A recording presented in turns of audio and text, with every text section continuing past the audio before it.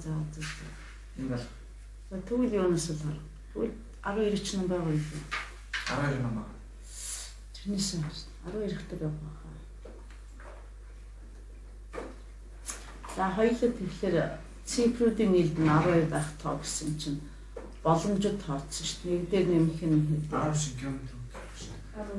11. Тэгэхээр энэ чинь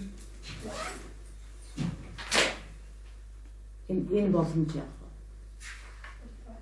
Яагаад болохгүй?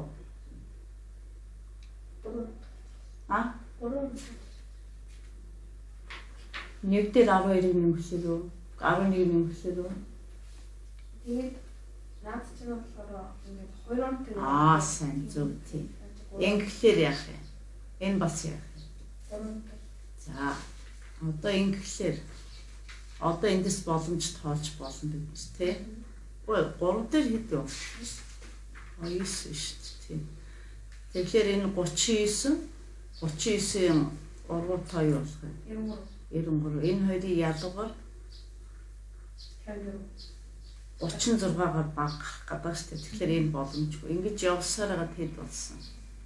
4 дээр нэмэх нь 8 гэсэн энэ хоёр боломж юм болсон тий. За тэгвэл 48 гэсэн тоо байна. Цифруудын хэлбэр нь 4 дээр нэмэх нь 8/12.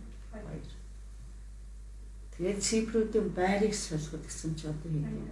За 84-өөс хасгалаар хэд гарч байна? 36. За тэгэхээр бидний олох ёстой тоо маань хэд вэ? 48 юм байна гэдэг батлагдсан тий.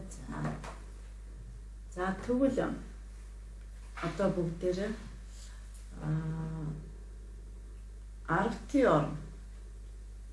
аргатын оронгоо юугаар тэмдэглэх юм? Игсэр тэмдэглэж тийм ээ. Нэгжийн оронгоо игрэг гэж. Энийгээ игрэг гэж. За тэгвэл бидний нэгдүгээр тэгшлэл юу болж таарах вэ?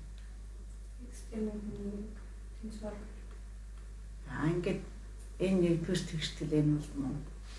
Одоо хоёрдугаар тэгшлэл дээр л их хүчил байгаа. Тэгэхээр ингэж штэ энэ цифрууд энд бол зөвхөн эхний өгүүлбэр зөвхөн цифрууд гэсэн байна. Орон нэгжийн тухай 80 гэдэг чинь өөрөө юу гэсэн үг вэ? 8-ыг үржих нь 10 гэсэн. Нэмэх нь 4.